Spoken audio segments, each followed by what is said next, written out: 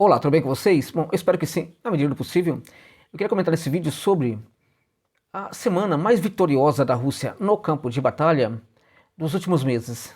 É isso mesmo, curiosamente, no dia, em que a Rússia sofreu um atentado covarde, justamente nessa data foi anunciado o resultado da semana. Evidentemente que o resultado da semana foi anunciado antes, para aqueles que comecem a falar, achar que é meramente uma questão propagandística, Volto a dizer, eu consulto sempre os meios jornalísticos e de informação também da Ucrânia sobre esses números que são divulgados pelo Ministério da Defesa da Rússia, e ao contrário do que aquilo com que eu me deparava no começo do conflito, e não somente no começo, durante muito tempo também do conflito, não há desmentidos, Não há desmentidos da Ucrânia em relação a esses números apresentados pelo Ministério da Defesa da Rússia.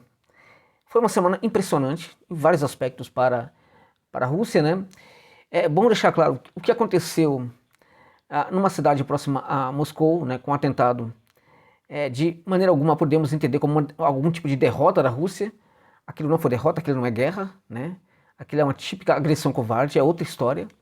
Aquilo evidentemente pode abala, sim, tem potencial de abalar o moral, de um país, dos civis e também das Forças Armadas, mas eu diria para vocês que é muito improvável que isso aconteça com a Rússia de uma maneira bastante significativa, porque a Rússia foi o país que conseguiu destruir e acabar com a moral do maior exército da Europa no século XIX, o exército de Napoleão, e também conseguiu destruir e acabar com a moral do maior exército do século anterior, do século passado, do século XX, que foi o exército da Alemanha na Segunda Guerra Mundial, Então o povo russo, enfim, passou por muitos dissabores e conseguiu manter o seu moral em alta. O que aconteceu não foi evidentemente uma derrota, algum tipo de derrota da Rússia, foi apenas uma agressão que sim, quando você é vítima de uma agressão, evidentemente que você sente muito, Mas é muito importante saber reagir e manter o moral em alta. Bom, quanto ao campo de batalha, importa muito reconhecer este ponto, No campo de batalha, as derrotas da Ucrânia e da OTAN se avolumam a cada dia. Os europeus estão malucos, não sabem o que fazem, discutem, debatem entre eles, resolvem que vão mandar tropas, outros dizem que não vão mandar, depois mudam de opinião, depois mudam de novo a própria opinião, a mesma coisa com armamentos também, com armas, A França realmente decidiu que vai mandar 2.000 soldados para a Ucrânia. Isso é muito interessante, A França resolveu mandar 2.000 soldados, já há uma movimentação de envio desses soldados, E evidentemente que esses soldados, enfim, serão priorizados ali pela Rússia no sentido de tentar destruir. Afinal de contas, não são sequer ucranianos em luta, São soldados de um país que estará em guerra contra a Rússia. Detalhe importante é que a Rússia, o curioso disso aí, e pode até ser interessante de alguma maneira, a Rússia não considera que esses 2.000 soldados franceses, neste momento, impliquem algum tipo de perigo para a sua segurança. Não significa absolutamente nada, não vai mudar absolutamente nada, é apenas uma atitude propagandística, Começa evidentemente com uma atitude propagandística da parte da França, que evidentemente tenta mobilizar outras nações para o envio de outras tropas. Evidentemente que se outras nações quiserem enviar suas tropas, a França evidentemente que vai tentar também aumentar o número de efetivos na Ucrânia, Mas ao menos neste começo de conversa, começo de tentativa da França de fazer uma guerra contra a Rússia, direta, ou de alguns países da OTAN contra a Rússia, neste momento, pelo menos, esse envio de 2.000 soldados não vai incomodar em absolutamente nada a Rússia. Com um detalhe importante, que já há informação da parte das Forças Armadas da Rússia, que eles têm ali uma prioridade, Assim, qual é a prioridade para eles? É atacar os soldados franceses, Então, provavelmente, esses soldados vão ser caçados, como se fossem ratos no território ucraniano, E aí, quando os sacos chegarem lá na França, os sacos com os corpos franceses, aí vamos ver como é que vai ficar a relação do Macron com grande parte da sociedade. Uma relação que já não é boa, a grande parte das pessoas na França hoje já rejeitam o Macron e mesmo dentre os seus apoiadores é muito provável que a rejeição, essa sua atitude bélica de querer enfrentar a Rússia, seja algo também bastante, enfim, bastante assim, recusado por parte até mesmo de muitos dos seus apoiadores, evidentemente apoiadores dentro da população civil e não apoiadores políticos, né, do seu partido, enfim. Bom, vamos lá, a semana foi realmente de grande vitória para a Rússia, impressionante, né? Mas eu vou começar falando aqui sobre um depoimento do Ministério da Defesa em relação a alguns ataques maciços que aconteceram na Ucrânia, vem acontecendo na Ucrânia de ontem para hoje, né? Abrindo aspas aqui para o Ministério da Defesa, foi realizado um ataque maciço por meio de armas de alta precisão e grande alcance de baseamento terrestre, marítimo e aéreo, né? E também de veículos aéreos não tripulados contra instalações de energia do complexo militar e industrial, centros ferroviários, arsenais e locais de implantação de formação das Forças Armadas da Ucrânia e mercenários estrangeiros. Isso aqui, na verdade não é o Ministério da Defesa, mas é alguém ligado ao Ministério da Defesa que fala essas coisas aqui. Segue, né? Continua. Além disso, o Ministério observou que foram destruídos equipamentos militares estrangeiros e meios de destruição fornecidos à Ucrânia por parte dos países da OTAN, né? Foi interrompida também a transferência para a linha dianteira do fronte de reservas do adversário. Foram também atingidas unidades das Forças Armadas da Ucrânia e mercenários em área de restauração da capacidade de combate. Todos os objetivos do ataque maciço foram alcançados. Complementa aqui o comunicado de uma entidade ligada ao Ministério da Defesa. Muita coisa importante aqui, também eu quero fazer um contraponto aqui, quero apresentar um problema aqui, mas há muitas coisas importantes aqui, né? Ataques maciços, poderosíssimos, né? Contra instalações industriais, militares industriais, então tudo bem, ok, beleza, tá correto, tem que atacar isso mesmo. Centros ferroviários, importante para distribuição também de efetivos, não somente de armas, né? Foram também destruídos alguns arsenais e locais de implantação de formações das Forças Armadas da Ucrânia e também de mercenários, evidentemente estrangeiros. Tudo isso aí está perfeito, né?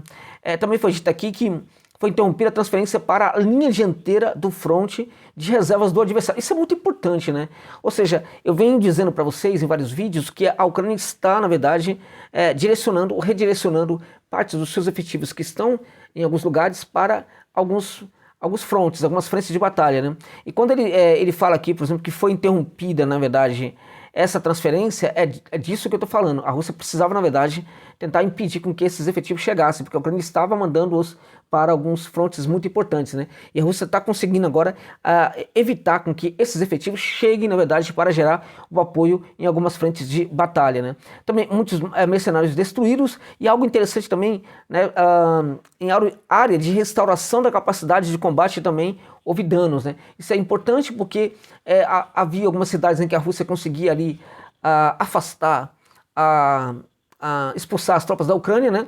Mas como não eram cidades assim muito importantes, grandes fortificações, né? Então a Rússia deixava de lado, né? Então pequenas fortificações, pequenas situações ali presentes nessas cidades eram reutilizadas pela Ucrânia e que restaurava ali os seus efetivos, né, naqueles locais, né? A partir daí redistribuía esses efetivos para outros locais. Pensar, por exemplo, Semnivica. Semnivica é uma cidade que fica ali perto de Tornicoin, Bergit e outras cidades, né? O que acontece? É uma cidade em que não há muito combate, né?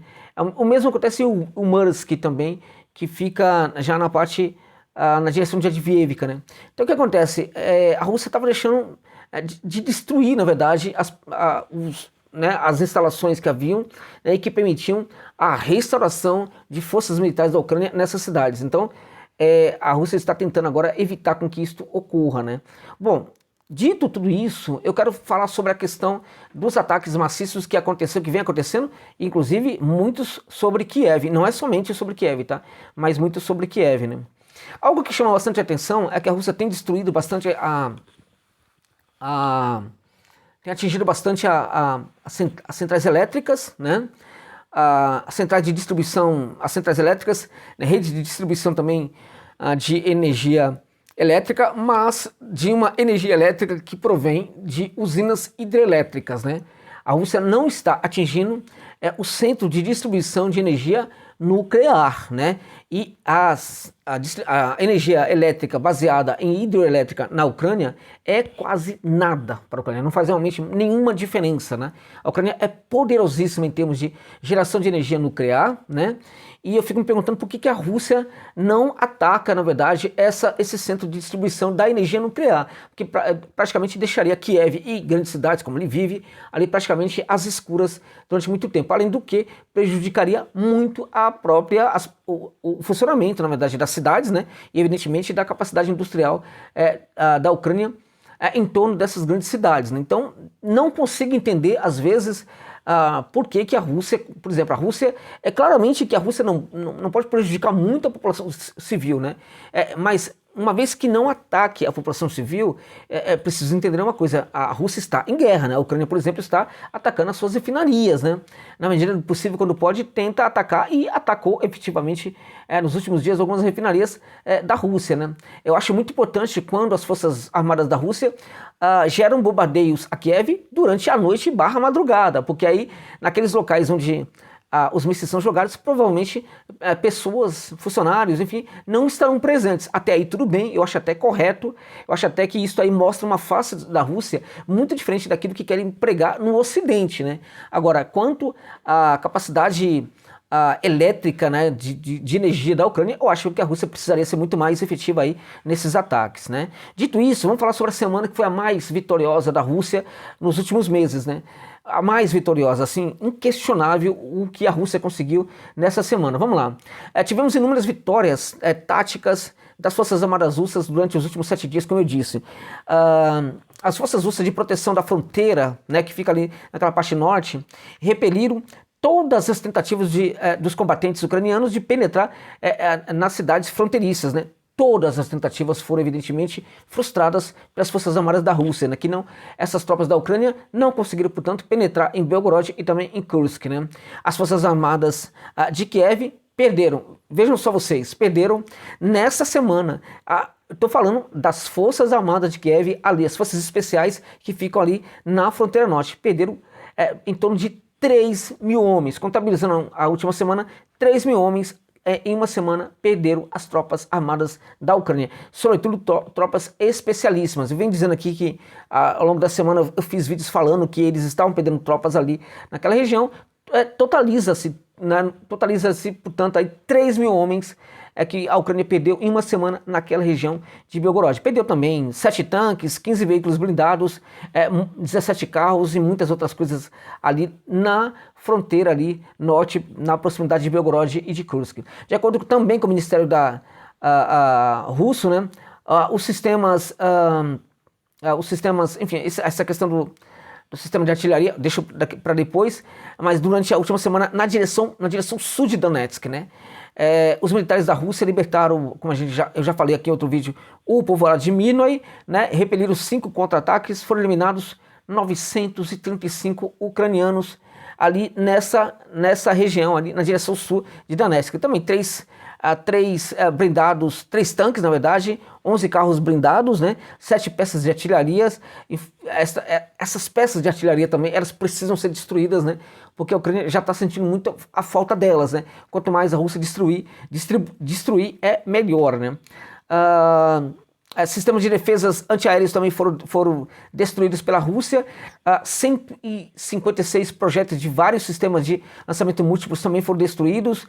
Enfim, helicóptero e uma série de outras armas, sobretudo armas entregues à Ucrânia pelo Ocidente.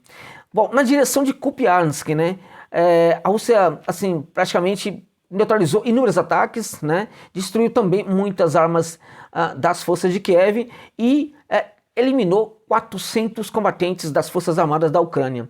Na direção de Donetsk, né, as tropas russas melhoraram ali várias posições em vários frontes, né, assumiram o controle de uma estação ferroviária importantíssima, essa estação ferroviária, né, de Alebastrovaya, e também conseguiu ali conquistar um povoado importante que eu já falei aqui para vocês em outro momento, que foi o povoado / cidade de Tonikoi. As Forças Armadas da Ucrânia perderam ali na direção de Donetsk 1.885 homens nesta semana. 1.885 homens. Repare, lá em Kupiansk 400 e mais 3.000 ali, 3.000 na fronteira com Belgorod. Na direção de Advievka, né, durante a semana, o exército, as Forças Armadas, na verdade, da Ucrânia, perderam 2.195 combatentes, né? Além de 2 tanques, 21 blindados, 65 carros, 28 peças de artilharia de campanha e assim por diante, né? Enfim, meus amigos, vejam, na última semana, portanto, a Rússia conseguiu praticamente eliminar, né, assim, do campo de batalha 8.415 combatentes ucranianos, da OTAN, né, porque alguns aí, evidentemente, que são do Otanistão, né, como alguns falam, enfim, 8.415. Esse número de soldados eliminados do campo de batalha força ainda mais o Zelensky a fazer cada vez mais, forçar a sociedade a aceitar, né, uma nova mobilização adicional de tropas, né? As pessoas estão sendo caçadas nas ruas, tem pessoas que vão para o trabalho e não voltam mais, né? Tem pessoas que saem, vão no comércio comprar alguma coisa, não voltam mais para casa, né? Pai de família que às vezes vai comprar um medicamento para o filho ou para a filha, tal, para a esposa, e não volta mais porque são recrutados nas ruas e são levados para o campo de batalha, né? Até em virtude disso está aumentando muito a rendição de soldados ucranianos no front, né? Agora, assim, durante todos esses vídeos, todo esse tempo que eu fiz vídeos falando para vocês aqui de soldados ucranianos que foram eliminados, em nenhum momento eu cheguei aqui para falar de número tão expressivo como o que eu estou falando aqui agora. Evidentemente que teve números, teve vídeo em que eu falei de números muito maiores, mas foi um vídeo em que eu falava da eliminação de ucranianos desde o começo de 2024 até agora. Agora, fora isso, gente, não houve nenhum vídeo aqui em que eu consegui falar, cheguei próximo de um número como esse de 8.415 soldados eliminados em uma única semana. Esta é a vitória. A Rússia, de fato, a cada dia aumenta ainda mais a sua vitória, aprofunda a sua vitória na Ucrânia, né? Enquanto os ucranianos, né, infelizmente, continuam com suas tentativas terroristas. Refiro-me, evidentemente, ao que acontece em Belgorod, em Kursk, e também o que já aconteceu em outros momentos em outras cidades do Donbas, né? E a gente não sabe, mas quiçá talvez esteja por trás também, né, do ataque que aconteceu na proximidade de Moscou. Isso a gente não pode, evidentemente, afirmar. Mas uma coisa, como eu disse no outro vídeo, é muito clara, né? A Ucrânia se comporta como um estado terrorista. O que ela faz em Belgorod é terrorismo, jogando mísseis, jogando foguetes, drones contra as pessoas, a população civil. E se ela faz esse tipo de coisa que tão pouco é tão condenada assim pelo Ocidente, evidentemente que fazer o que fizeram em Belgorod, perto de Moscou ali, é algo que um Estado terrorista pode também fazer sem nenhum problema. Mas nós não sabemos até agora, não há divulgação ainda oficial sobre a identidade daqueles que atacaram e também, enfim, quem foram os mandatários, né? A investigação ainda segue em curso. Agora, é muito importante isso, foram mais de 8.000, gente, 8.415 soldados ucranianos eliminados, grande parte deles, uma boa parte deles, na verdade, foram mortos, né? Uma outra grande parte estão amputados e, evidentemente, alguns que ficaram, né, com seu corpo inteiro, né? E isso, evidentemente, do ponto de vista ideal, seria interessante aí que esses soldados não voltassem mais para o campo de batalha, até para ter um descanso, né? Agora, se pudesse voltar, né, com seu corpo inteiro, com a sua vida, seria ainda melhor, evidentemente. Agora é guerra, né? Não tem como, né? Infelizmente, quem está numa guerra está ali para ser atingido ou para atingir, né? O ucraniano, que às vezes sai da guerra amputado, né? Ou que perde a sua vida, se ele pudesse, ele faria a mesma coisa com um soldado russo. Então, infelizmente, não tem o que fazer, né? Agora, é lamentável realmente para a Ucrânia. Agora, do ponto de vista militar, é uma grande vitória da Rússia. A gente conclui aqui que mais de 8.000, quase 8.500 soldados foram eliminados em uma semana. Isto sim é vitória no campo de batalha. Não, né, vitórias, digamos assim, covardes, né, como alguns fazem e acham que está tudo muito bem. Não está. A Rússia está ganhando do ponto de vista bélico essa guerra contra a OTAN, está ganhando do ponto de vista político, está ganhando também do ponto de vista econômico, como vocês sabem, já que a economia da Rússia não para de crescer. Tá bom, gente? Então por hoje é isso. Grato pela gentileza de ficarem comigo aqui até o final desse vídeo. Por gentileza, deixa o like, comente, né? E se você não for inscrito, se inscreva no canal, por gentileza, para ajudar este canal aqui, esse projeto Ponderações com o Josa Novales. Tá bom, gente? É isso.